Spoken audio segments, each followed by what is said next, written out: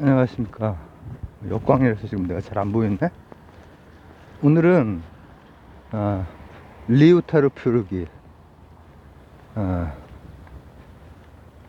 라고 일단 제목을 생각을 해놨는데, 얘기를 풀어나가면서 이제 해봐야죠. 왜냐하면 지금 제가 지금까지 했던 현대 철학자 중에서 리우타르 주변을 많이 이렇게 했는데도 불구하고 리우타르를 처음 하거든요. 들레즈는 여러 차례 했고, 푸코도 여러 차례 했고, 바디우도 몇 차례 했고, 근데 다 그 시기에 또 내놓은 해결책들은 조금씩 다를지 모르지만, 내놓은 문제인식은 비슷한 문제인식을 가지고 있고, 근데 이제 제가 왜 그 리우타르를 안 했을까, 그런 생각을 이렇게 한번 해봤어요. 이제 우리나라에는 그 들레즈랑 그 리우타르랑 친구입니다. 친구인데 들레즈가 이제 많이 이렇게 소개가 되기도 했지만은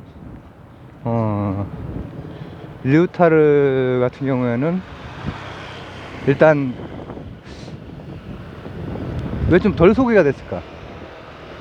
이 표류의 철학도 굉장히 이 유목의 철학 못지않는 어떤 통찰을 보여주고, 그리고 같은 문제인식을 사실 공유하고 있는데, 문제인식을 자세히 들여다보면 조금 결이 다른 부분이 있고, 그리고 이 사람이 또 트로츠키주의자 한때였거든요. 제가 스머프 얘기할 때, 이스라엘 얘기할 때 트로츠키 얘기한 적이 있는데, 그래서 이제 우리나라에는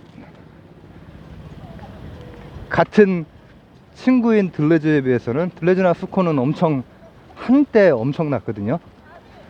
제가 이제 좀 젊은 시절 그때 이제 그런 거가 많이 인기가 많았고, 책이 이제 되게 어려워가지고 엄청 유식해. 그 양반들이 엄청 유식해가지고. 근데 이제 리우타르 같은 경우에는 잠깐 좀 소개를 하자면, 제가 처음 하는 거기 때문에, 제가 얼마 전에 뭐 하면서 세네갈 저 메두사호 그 얘기하면서, 메두사호가 사실은 세네갈로 가고 있었다. 프랑스 혁명 그 직후에 세네갈로 가고 있었다.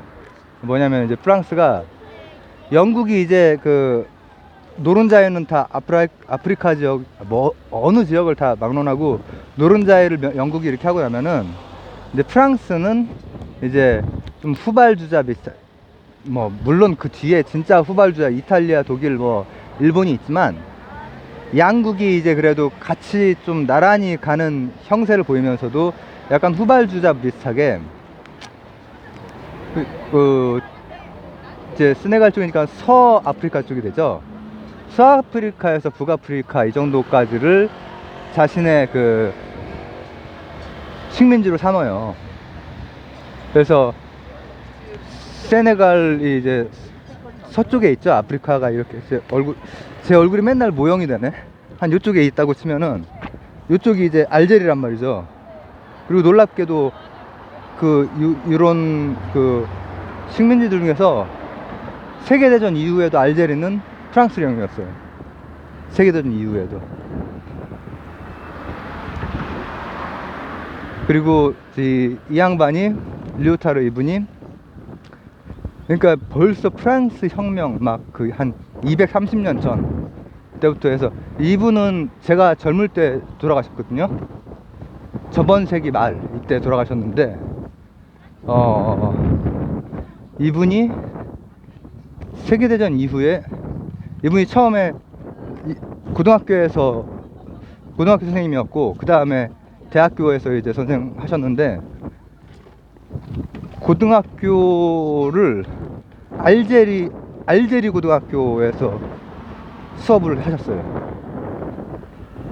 참 아이러니가 있어요. 이게 이분의 그 생각이랑 프랑스가 처한 상황이랑, 그건 이제 그래도 이제 전후니까는 그 이후에 한 10년 20년이 지나면서 68혁명 이렇게 생기고,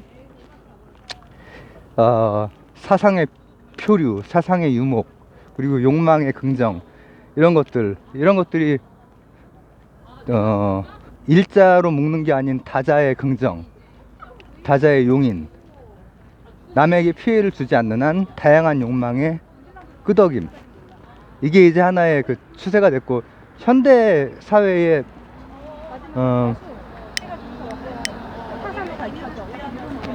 영미권적으로 세상을 영미권적인 그런 생각으로 세상을 바라보고 문제를 포착하고 이게 길을 제시하는 그런 것 이상으로 이제 대륙 쪽에 이런 생각들도 현대의 그 우리 자본주의 속에 세상의 대부분의 곳이 살고 있고, 그게 아니라고 말하는 곳에서도 경제적으로는 자본주의가 이렇게 되고 있잖아요. 근데 그런 것에 이 사람이 원래, 이 선생님이 원래 얘기하려고 했던 거는 뭐였냐면은, 모르겠어. 내가 이거를 지금 어느 정도 깊이까지 설명을 할 수 있을지 모르겠는데, 이거 짧게 안 되겠네. 잠깐만. 이분은 어쨌든 그 들레즈라든지 이때 그 분이고, 또 제가 바디우 또 얘기를 한 적이 있는데, 이제 바디우에게도 이렇게 영향을 줬다라고 알려져 있는데, 사실 서로 다 그때 시기에 비슷한 문제 인식을 가지고 있었어요. 근데 이분의 하나의 독특한 특징 중에 하나는 뭐냐면, 프랑스가 여전히 알제리를 식민지로 가지고 있던 그 시기에 고등학교에서 이제 선생님을 했는데, 모든 전체주의를 배격하는, 그리고 그 전체주의의 기원을 이성에서 찾아요.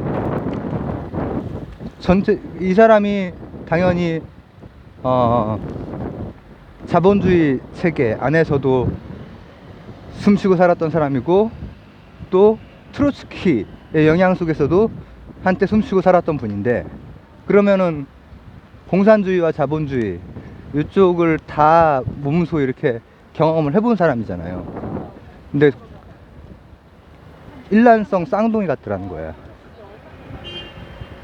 그분이 살았던 프랑스, 여전히 알제리가 그 당시까지 2차 대전이 끝났는데도 불구하고 프랑스령이었거든요. 그리고 뭐 이제 동구권 이쪽은 이미 뭐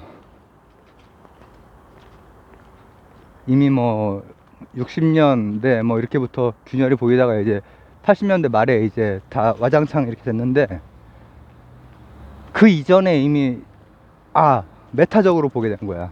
뭐냐면 계몽주의라고 하는 게, 또 이성이라고 하는 게 하나의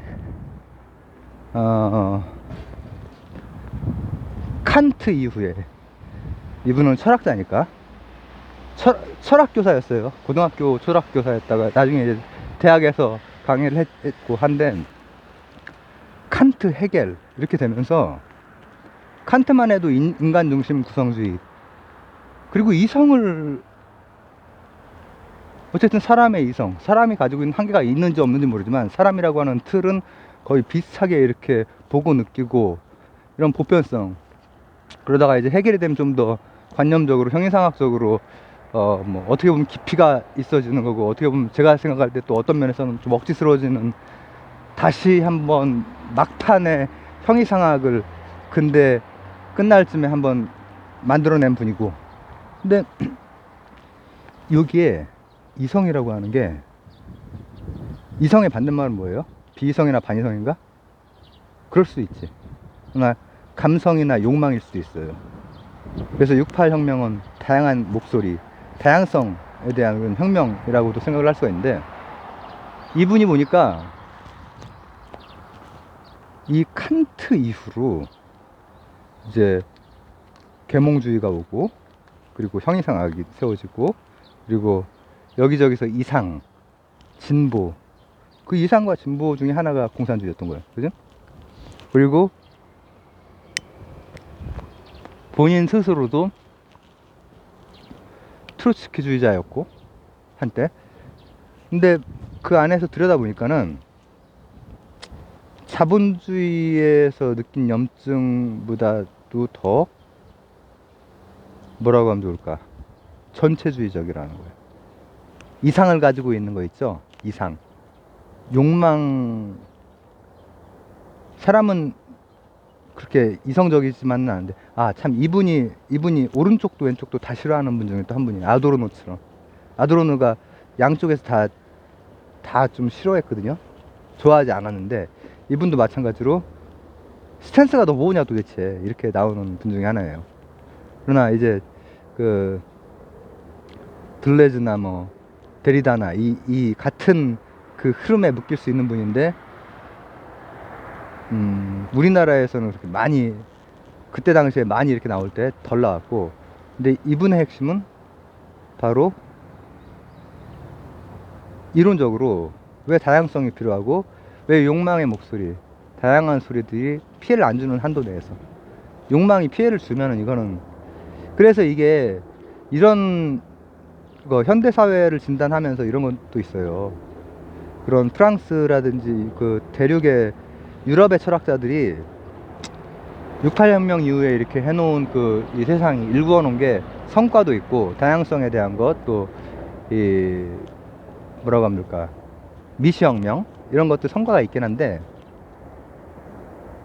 에이 그냥 막말로 그냥 꼴리는 대로 한평생 살다 가면 되지. 어? 이게 예전에 형이상학, 헤겔 억지스럽고, 칸트는 저는 억지스럽다고 생각은 안 하는데, 이거 너무 막 엄숙주의적이란 말이야. 거기에서 벗어나긴 벗어나는데, 늘 반동 이후에 또 다른 대안 제시, 그 다음 또 반동, 이게 이어지는 것 같아요. 그래서 현대사회가 이 가치적으로 뭔가 뭐라고 하면 좋을까, 갈피를 못한 이유 중에 하나가 욕망이라고 하는 것을 이제 긍정을 하긴 하는데, 그걸 하다 보면은 또 인간이 간사해서 막 끝까지 가버리거든. 다 합리화시키면서. 지금 제가 그걸 보려고 하는 건 아니고, 그게 나오기 전에는 이제 그 마르크스 혁명이 있었고, 그리고 그에 대한 경계가 있었고, 그 둘 다 굉장히 이념적인 거야. 근데 그 이념적인 거에서 이성이 됐건 이상이 됐건, 거기에서 이 양반이 바라본 것은 그 양쪽에 다 양쪽에 한번 몸을 담아, 일부러는 아니었어도, 트로츠키 같은 경우 일부러였겠지만, 나머지 프랑스 사회는 자신이 그냥 살고 있는 사회였으니까.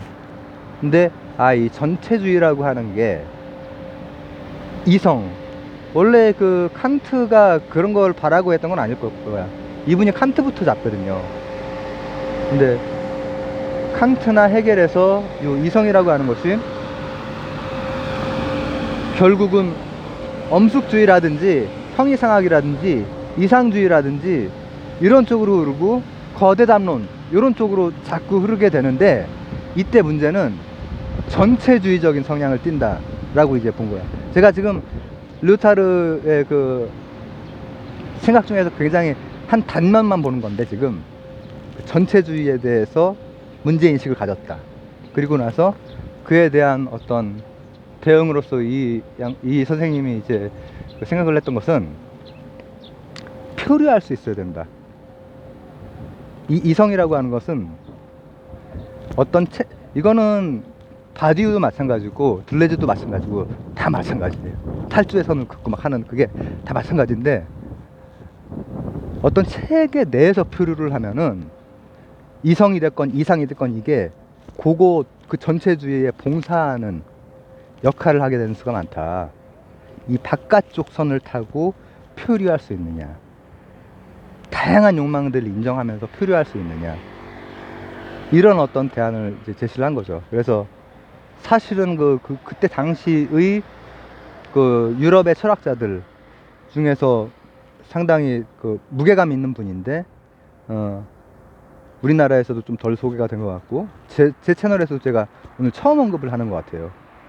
그래서 오늘은 리오타르 그 퓨르기, 리오타르 퓨르기 이렇게 제목을 왠지 뿌듯한데 15소년 퓨르기처럼. 그래서 나중에 이거랑 관련해서 제가 한번 또 다른 부분들도 한번 살펴보도록 하겠습니다. 감사합니다.